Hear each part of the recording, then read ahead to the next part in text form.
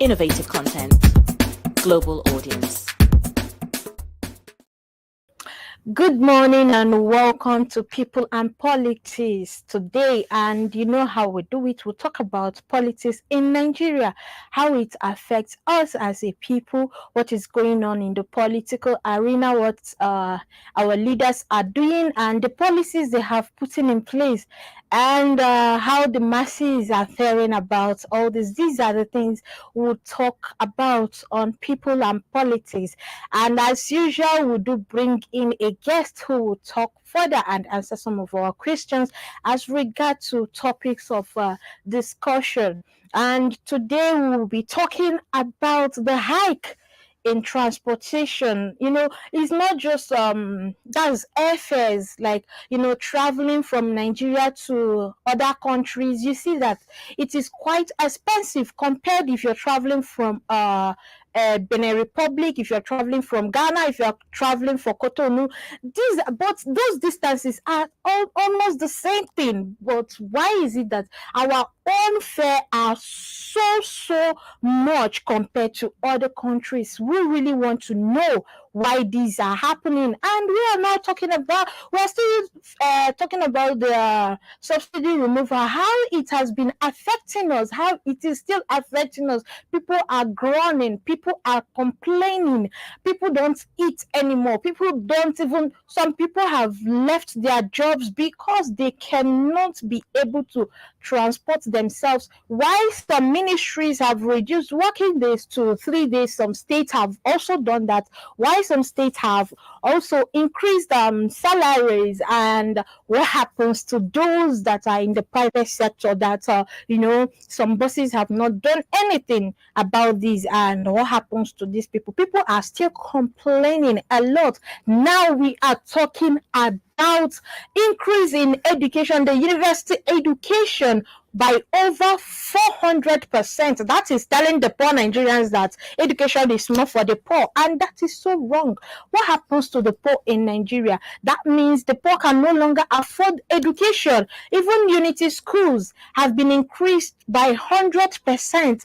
Even the basic education now is no longer basic because you can't afford it. All these things, everything happening at the same time. It is truly a trying moment for people in this country. It is truly a moment that, in fact, is not just a moment, it's a trying time.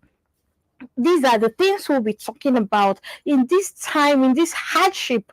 People are complaining. You don't see people like, you don't even invite people to come over for whatever reason, unless it is so very important. They even think of going over because the hike in transportation is so much. The fuel, that is a no-go area. Then now education.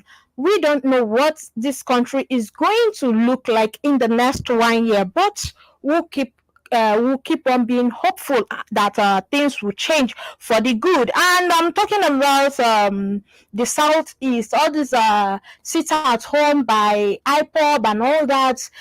It has made business go down in the Southeast. People on Mondays, today is Monday and everybody is working, but no, not so in the Southeast. You go to some places, some people are so scared to even open their shops. People are so scared to even leave their homes because they don't know what is outside waiting for them. These kind of things are things that have been happening in this country, and nothing tangible has been done about it. Although we commend the state governor of Ebonyi State and what he has been doing, but still a lot needs to be done. A lot needs to be done in order for people to start going on with their normal lives on Mondays. And with this sit at home, sometimes they wake up one morning and say 15 days sit at home is mandatory for 15 good days. Who is going to feed those poor families? People that go out on a daily to get their daily bread, you tell them to sit down for 15 days. It is so improper. It is not a way. And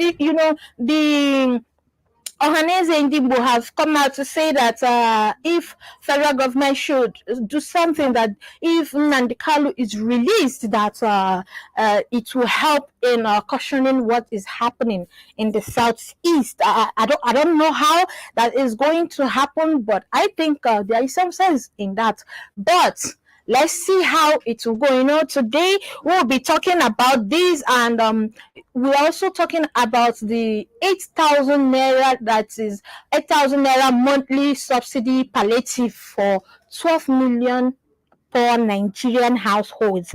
How are we sure that this money will get to these people? Is there any sustainable, reliable platform that is used to identify these poor households? Because we've been saying this, we will do this for so millions of Nigerians, and at the end of the day, they will give us reports that yes, they spend so amount. And when you go around, those people that even in your community, at least you know that some of these people in your community should benefit from this. But at the end of the day, they did not even hear about it, talk more of benefiting. So who are these people? How are they going to identify these 12 million households? Because that is the crucial thing about this thing. It's not about saying 8,000 naira every month. Yeah, to some families, 8,000 naira could be a life-saving gift to them, because you don't know, people are suffering in this country. A lot of people are suffering. That even if you give somebody 1,000 naira, 8,000 naira, the person, so you've already saved a life. Talk more of 8,000 naira. To some families, it could help them maybe for 2 days, for 3 days, but that is help. But how is the federal government going to identify this household? That is the most important thing. And we'll be talking all these today on the show with our guest. When I'll bring him in, he will give us the answers we need on these topical issues in our politics today. And don't forget, I am Rita UCHECHI, and I'll be going on a short break. When I return, I'll be returning with my guest, who will talk much more on these topics. He will be giving us answers to these questions, and also, where necessary, provide solutions on how to go about this. Don't go anywhere. Stay with us. I'll be right back. Hooray! It's Nigeria Week London 2023. This is a celebration of Nigerian foods, film, arts, culture, fashion, music, dance, and comedy. Also, there will be a comprehensive economic summit, exhibition of Nigerian organic agricultural produce, and a meritorious recognition performance awards to deserving Nigerians and industry icons. Nigeria Week will showcase Afrobeat A-list artists, Ice Prince, Terry G, Orishefemi, Oris Wileke, Konga, Bigiano, Nice Flow, Jetplay, and many more. Dates: 17th to 23rd July 2023. Time 10 a.m. to 11 p.m. daily. Venue: Lighthouse Theatre, 262 to 274 Camberwell Road, London SE50AY. Tickets available on Eventbrite at www.eventbrite.com/Nigeria Week or numbers below. For more details, visit our website www.superiorradioandtelevision.com. Nigeria Week, produced by SRTV in partnership with the Federal Ministry of Information and Culture.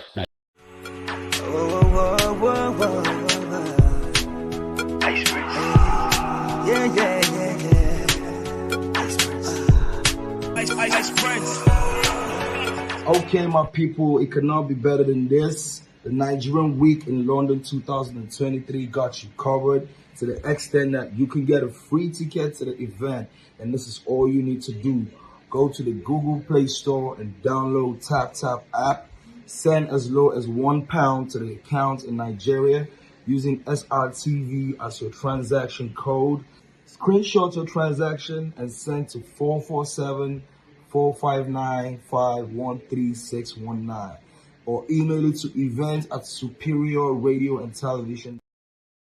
All right, people, you're welcome back from that quick break. I am still Rita UCHECHI, your host on People and Politics. And today on call with me on this show is Dr. Iman Usman Shehu. He is the Director, International Institute of Journalism here in Abuja. And he will be our guest today, who will be answering some of our questions and provide some solutions and give us insights on the happenings about the said topics on today's discussion. You're welcome to the show, Doctor.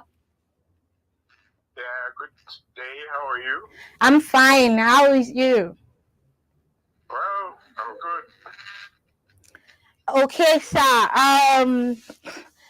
Thank you for being on the show with us today, and we'll be asking you about this airfare, the hike in airfare in Nigeria, but to the same destinations that are supposed to take same hours and everything, but in Nigeria the prices are so high. But if you go to other countries like Benin Republic, Ghana, Cotonou, the prices are very low compared to that of Nigeria. What do you think are the causes of this?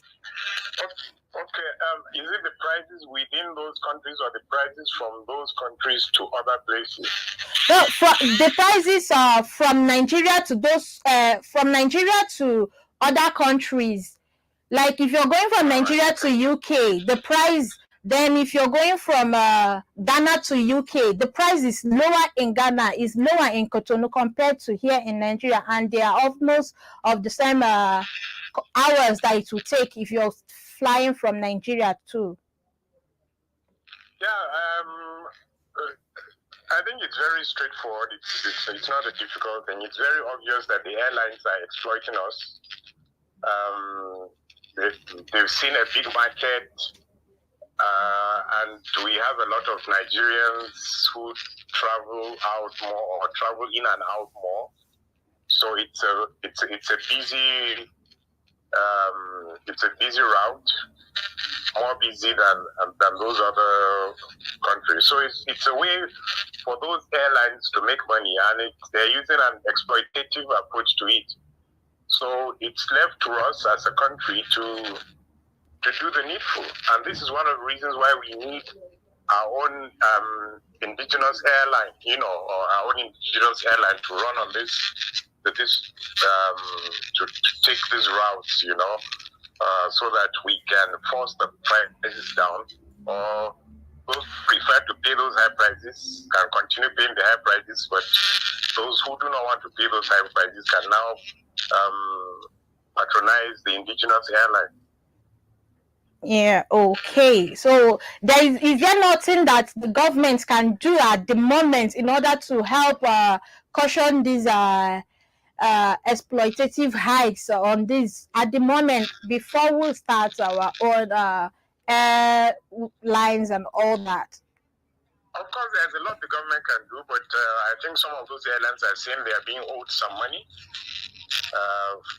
But there are some monies that are being owed, which haven't been paid to them. So government can investigate, find out if it is true there are monies that are being owed and why those monies are being owed and pay them. But then also make the necessary, take the necessary actions to ensure that those airlines charge fairly and not exploitatively in relation to the other countries, neighboring countries. Okay. All right. So to the next question today, we are talking about this hike in education, the university education. Like just last week, the Lagos State University increased the school fees by 400%, and federal government is also saying that unity schools are being increased by 100%. So now looking at this, is it that don't you think there is no hope for a poor Nigerian to be educated with this current? Hello, can you hear me, sir? Yes, I can hear you. Okay. Okay, I was talking about the hike in education. Can you hear me? Yes, I'm hearing you. Yes. Okay, the hike in education, like the University of Lagos State, increased by 400%, and unity schools also to be increased by 100%. Looking at this, don't you think that the common man in Nigeria can no longer afford education in the country? Well, I have never been. My position has always, on this issue has always been not a populist position, because we cannot. The reality is we're a country of 150 million people.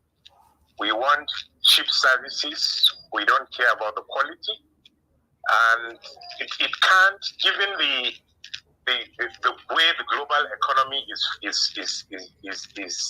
at the moment. It's not possible. It's not possible. We have to face the reality that things are not cheap. Things are not as affordable as they used to be. And if we're thinking of quality, we must pay the price for quality. And we've just come out of the ASU strike, where ASU raised issues and wanted certain things which government could not meet, and government said it could not meet them. So this is a fallout from that.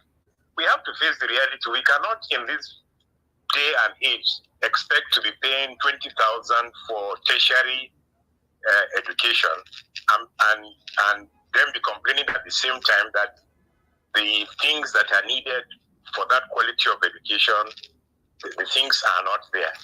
So this is the reality we have to face, and this is the impact of reality. Everybody doesn't have to go to university. That's the reality. We have created that orientation that everybody must go to the university. There's nowhere in the world where every citizen of every country has to do university education. So we must provide alternatives for people to get educated. And even if we want to do tertiary education, we can do alternative means of tertiary education, home studies and stuff like that. There's National Open University, which is an alternative, which is one alternative that we have in the country. The bottom line is, this is the 21st century. This is the global economic reality. Remember, we're coming out of COVID, which impacted on the global economy. The global economy has not even recovered. In Nigeria alone, we went into recession twice and came out of that. And we are lumping everything on government.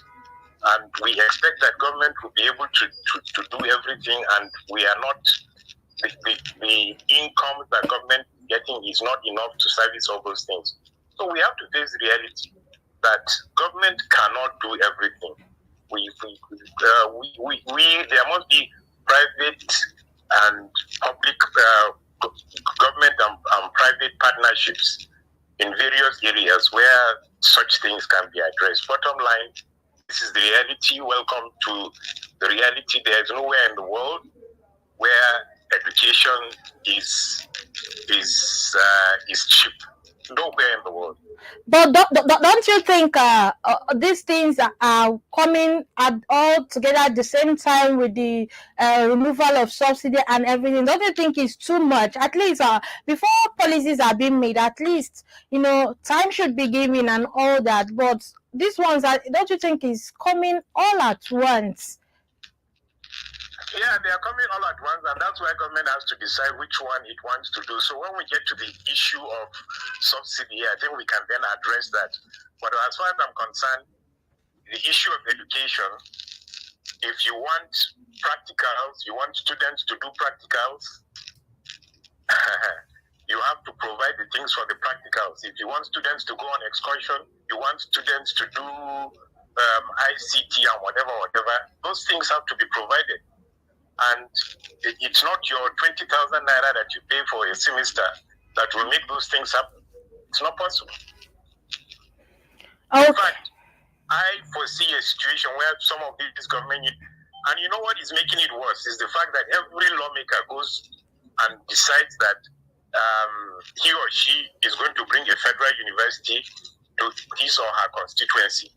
So how many federal universities can the government maintain? Federal University of Technology, Federal University of Agriculture, Federal University of this and that. How many? How many will the government be able to sustain qualitatively, not quantitatively, qualitatively? So This is the reality we're facing for not being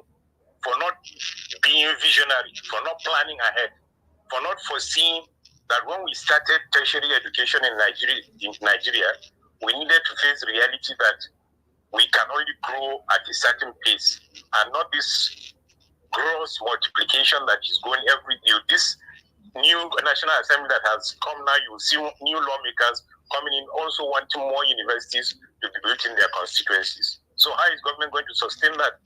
It's not possible. Okay. Well, we really hope that things concerning education should be looked into critically, because it is really important. It is really important. It's important, and it's everybody's responsibility. It's not government's responsibility. It's all everybody's responsibility. Communities can come together and also see how they can contribute. This has been done before for primary and secondary education. Communities have chipped in their bit. So it is everybody's responsibility. It's not only government's responsibility. All right, that is it for the hike in education. So, Doctor, what do you think? What do you have to say about this sit-at-home order in the Southeast? Well, it's affecting the people in the Southeast, so it's up to them to decide whether they want to continue to see all their economy being destroyed because of a meaningless order from somebody who stays abroad and is giving instructions to them while he's there enjoying himself abroad. So it's the responsibility of the people of the Southeast to take a decision. Is this how they want to continue, or they prefer it that way, or do they want to take a stand and reject this thing that is totally destroying their economy? Okay, it is left for the people to decide. Okay, do you also agree with what Ohaneze Ndibo said, that Nnamdi Kanu's release will end tension in the Southeast? I don't think Ohaneze is being sincere. When Nnamdi Kanu was making those treasonable statements against Nigeria, and when he jumped bail and ran out of the country, what did Ohaneze do? Did Ohaneze come out to berate him for his action? Did Ohaneze offer to bring him back? If Ohaneze is pretending he doesn't know what Nnamdi Kanu did, the federal government will also pretend he doesn't know what Ohaneze is talking about, because there are treasonable charges against him, and treason is not a child's play. And if you do that and allow him to go, how many other issues of treason will you now have to face? And then Arewa or Odudua or Idoma or Igala or whichever will come and say, because he's our son, please forgive him. It doesn't make sense. Okay. All right. So, as it is now in the country, the economic situation is not smiling. People are facing difficult times. So, what measures do you think that can be put in place to alleviate poverty in the country? Well, the poverty in the country is at the moment tied to the issue of subsidies. So I don't know whether we should address both of them at once now, or want us to just do poverty. No, we can address both of them, because it's as if the subsidy removal heightened the poverty in the country. Yeah, everything that undermines a country's economy has a negative effect on the populace. It affects the purchasing power of the populace, especially when you have a country where one particular thing determines the power of your currency, and that is oil. Oil determines the power of our currency, sadly. And we have come from a situation where, first of all, we had COVID, so we were impacted by everything that affected the rest of the world. We can't pretend that ours was an isolated case. The global economy was shut down. For a whole year, the global economy was totally shut down. It also affected Nigeria. Nigeria is part of the global economy. So people who pretend that COVID is not responsible for part of our economic woes are not being sincere. So that's one. And we had hardly gone out of that. We had our own local issues. Insecurity, which added to issues in various parts of the country. Then we had elections, which came, and the effect that elections have on our economy. People who had a lot of money, especially the politicians, divert funds because of their electoral ambitions. And then we had the issue of the currency change, which totally devastated the economy. Before then, we also had the closure of the border. So we've had a number of things that have directly impacted on our economy, have aggravated levels of poverty across the country. And now we have the subsidy removal, which is the mother of them all. Yeah. So whether we like it or not, we are in a very difficult situation because it's all about the purchasing power. What is the purchasing power of the individual across the country? The average citizen, what is his purchasing power? The purchasing power has drastically gone down. And unless we come up with immediate solutions, things are going to get worse. Okay. So what kind of solutions are you suggesting? Well, to start with, I think there's a All right, viewers, misconception. we'll be going on a quick break. When we return, we will continue with this discussion. All right, Not going great. there.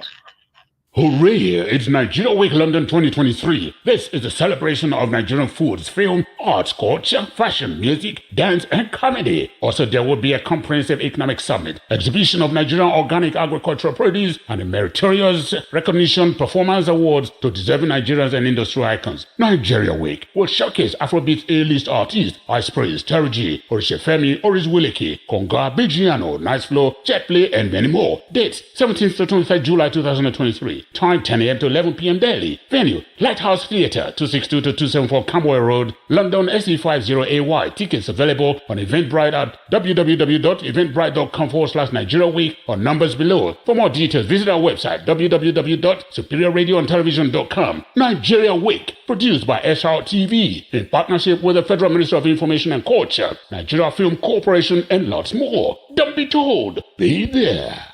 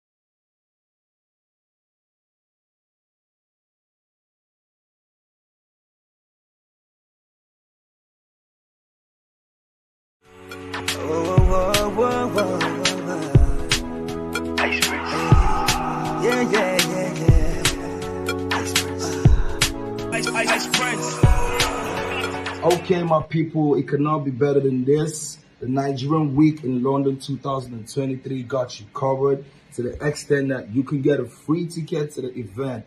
And this is all. From that quick break, we are still on the show, People and Politics. And if you're just joining us, we are talking about means to elevate poverty in the country. And with me on call on the show is Dr. Iman Usman Shehu, the director of the International Institute of Journalism, Abuja. Doctor, you were saying something about the alleviating poverty in the country. Please go on.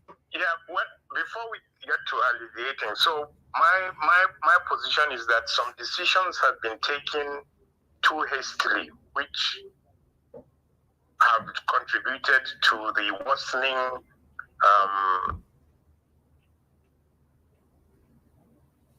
of the average Nigerian citizen.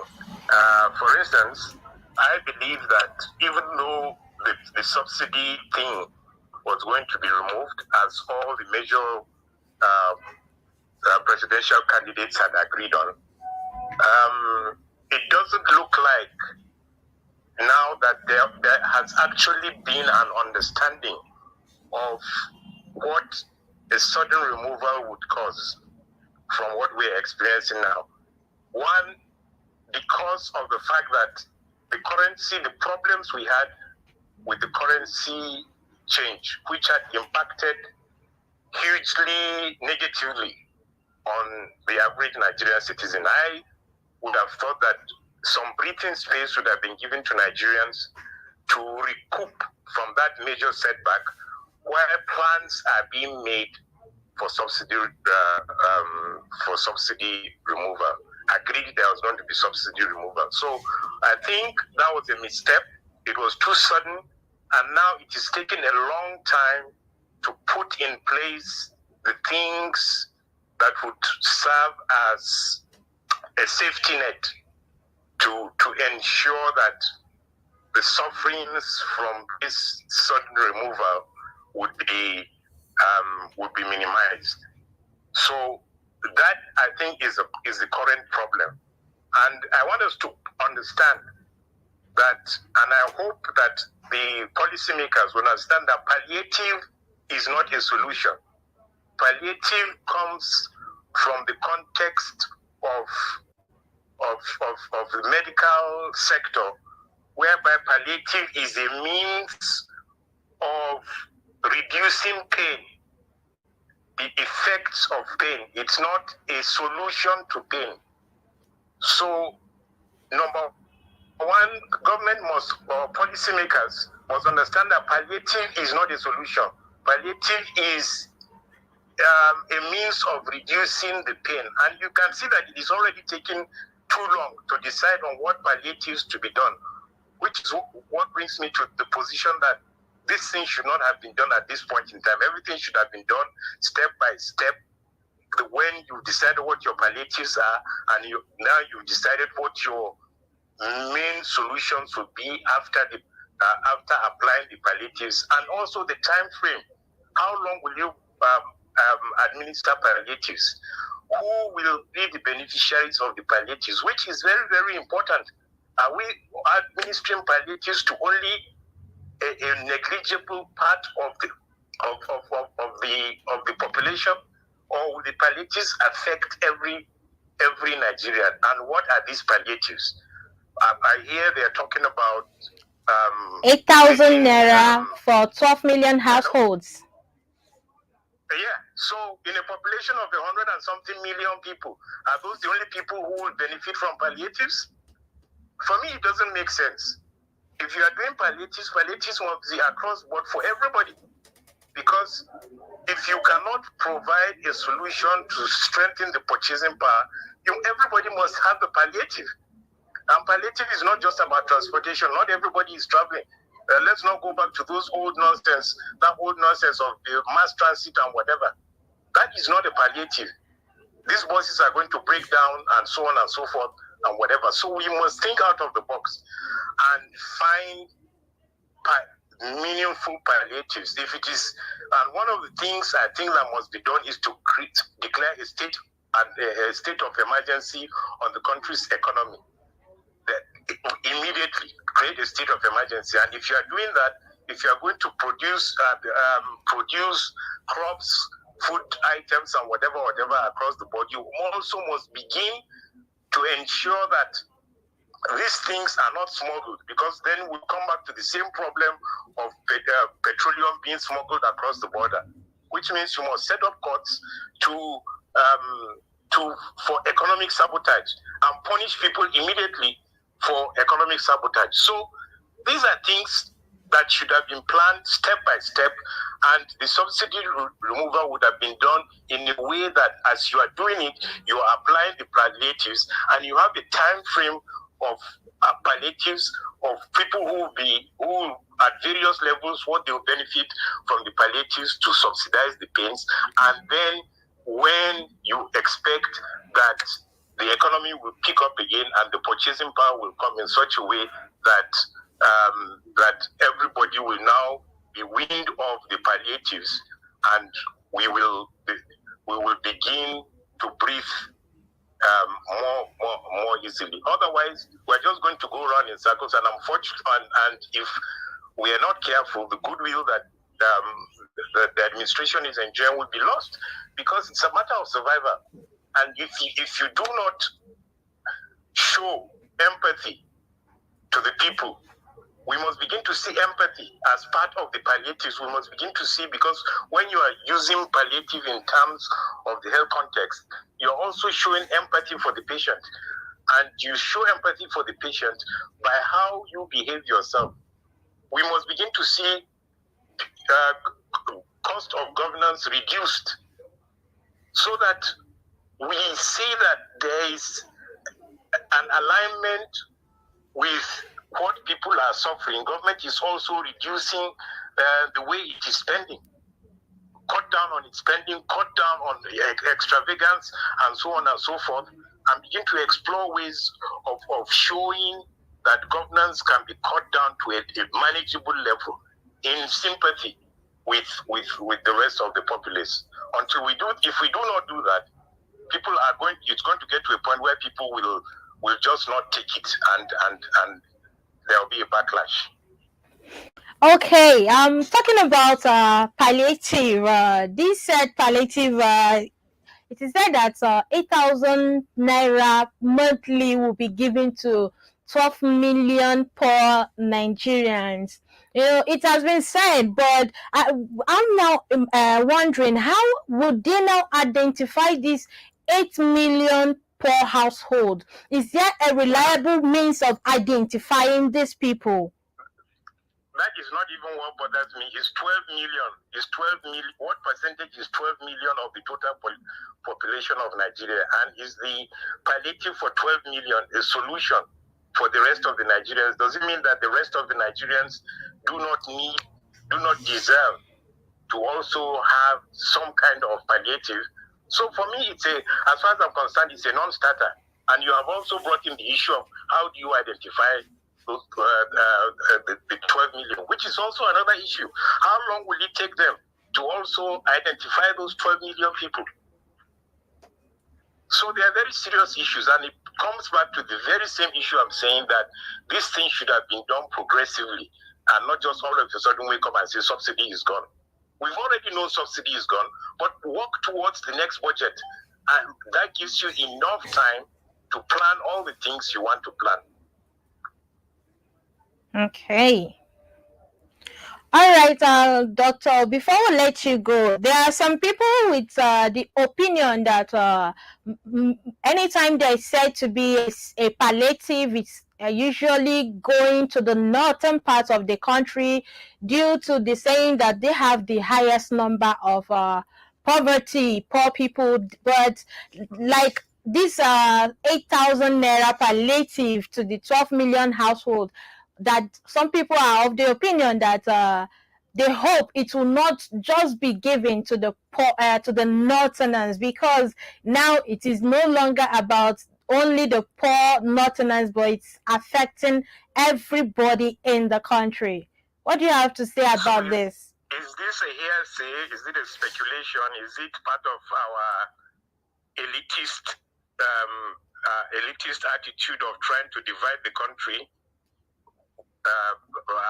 at certain points when things don't favor us? What is the data that shows that such benefits go to the north and not to the rest of the country? As far as I know, all the outgone administration in all its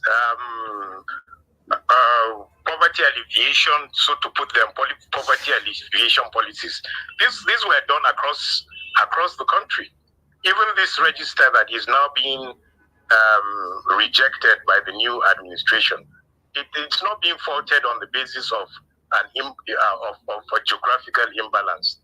So, but the bottom line, as I've said from the beginning, is how do we arrive at this 12 million, and within what period?